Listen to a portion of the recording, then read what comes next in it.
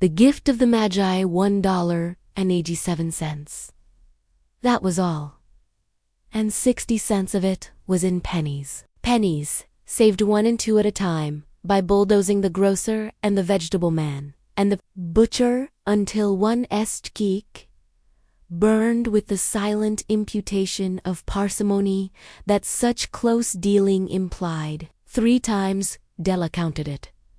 $1.87, and the next day would be Christmas. There was clearly nothing left to do but flop down on the shabby little couch and howl. So, Della did it, which instigates the moral reflection that life is made up of sobs, sniffles, and smiles, with sniffles predominant, while the mistress of the home is gradually subsiding from the first stage to the second.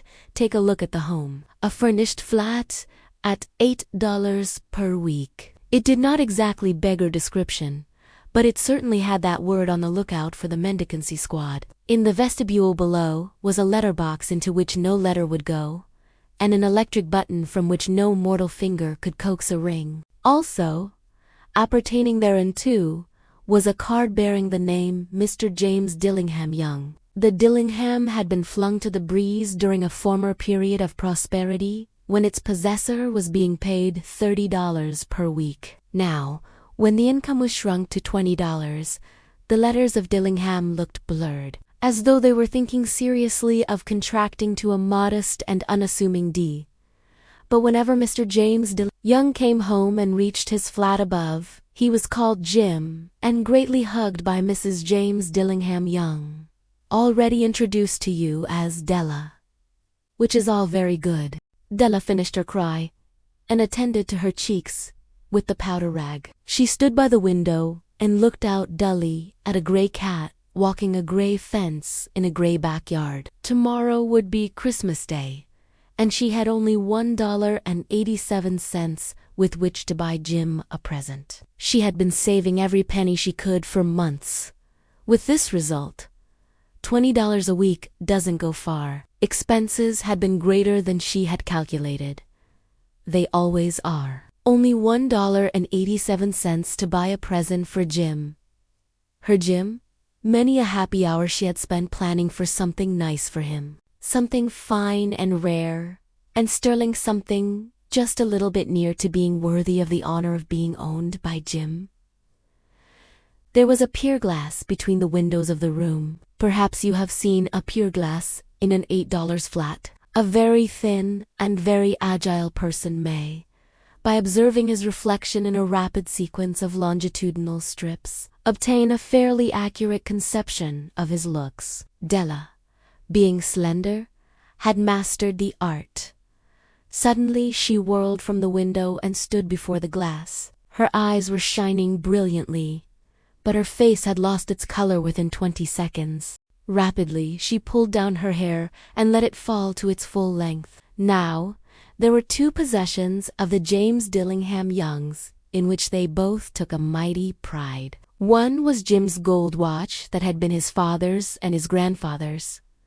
The other was Della's hair. Had the Queen of Sheba lived in the flat across the air, Della would have let her hair hang out the window some day to dry, just to depreciate Her Majesty's jewels and gifts. Had King Solomon been the janitor, with all his treasures piled up in the basement, Jim would have pulled out his watch every time he passed, just to see him pluck at his beard from envy. So now Della's beautiful hair fell about her, rippling and shining like a cascade of brawn waters. It reached below her knee and made itself almost a garment for her. And then she did it up again, nervously and quickly. Once she faltered for a minute and stood still while a tear or two splashed on the worn red carpet. On went her old brown jacket. On went her old brown hat. With a whirl of skirts, and with the brilliant sparkle still in her eyes, she fluttered out of the door and down the stairs to the street, where she stopped. The sign read, Madame Sofroni, hair goods of all kinds. 1 flight up, Della ran, and collected herself, panting. Madame, large, too white, chilly, hardly looked "The Safroni, will you buy my hair?" asked Della. "I buy hair?" sighed Madame. "Take your hat off and let's have a sight at the looks of it." Down rippled the brown cascade. $20, said Madame, lifting the mass with a practiced hand. "Give it to me, quick," said Della. Oh, and the next 2 hours tripped by on rosy wings. Forget the hand. Hashed metaphor. She was ransacking the stores for Jim's present. She found it at last. It surely had been made for Jim and no one else. There was no other like it in any of the stores, and she had turned all of them inside out. It was a platinum fob chain, simple and chaste in design, properly proclaiming its value by substance alone and not by meretricious ornamentation, as all good things should do. It was even worthy of the watch. As soon as she saw it, she knew that it must be Jim's. It was like him. Quietness and valued. Description applied to both. $21 they took from her for it, and she hurried home with the 87 cents. With that chain on his watch, Jim might be properly anxious about the time in any company. Grand as the watch was, he sometimes looked at it on the sly on account of the old leather strap that he used in place of a chain. When Della reached home, her intoxication gave way a little to prudence and reason. She got out her curling irons and lighted the gas, and went to work, repairing the ravages made by generosity added to love, which is always a tremendous task, dear friends, a mammoth task. Within 40 minutes, her head was covered with tiny, close-lying curls that made her look wonderfully like a truant schoolboy. She looked at her reflection in the mirror, long, carefully, and critically. "If Jim doesn't kill me," she said to herself, "before he takes a second look at me, he'll say I look like a Coney Island chorus girl. But what could I do? What could I do with $1.87? At 7 o'clock the coffee was made, and the frying pan was on the back of the stove, hot and ready to cook the chops. Jim was never late. Della doubled the fob chain in her hand and sat on the corner of the table near the door that he always entered. Then she heard his step on the stair away down on the first flight, and she turned white for just a moment. She had a habit of saying little silent prayers about the simplest, everyday things. And now she whispered, "Please God, make him think I am still pretty." The door opened and Jim stepped in and closed it. He looked thin and very serious. Poor fellow, he was only 22 and to be burdened with a family. He needed a new overcoat, and he was without gloves. Jim stepped inside the door, as immovable as a setter at the scent of quail. His eyes were fixed upon Della, and there was an expression in them that she could not read, and it terrified her. It was not anger, nor surprise, nor disapproval, nor horror, nor any of the sentiments that she had been prepared for. He simply stared at her fixedly, with that peculiar expression on his face. Della wriggled off the table and went for him. "Jim, darling," she cried, "don't look at me that way. I had my hair cut off and sold it because I couldn't tabulate through Christmas without giving you a present. It'll grow out again, you won't mind, will you? I just had to do it. My hair grows awfully fast. Say Merry Christmas, Jim, and let's be happy. You don't know what a beautiful, nice gift I've got for you."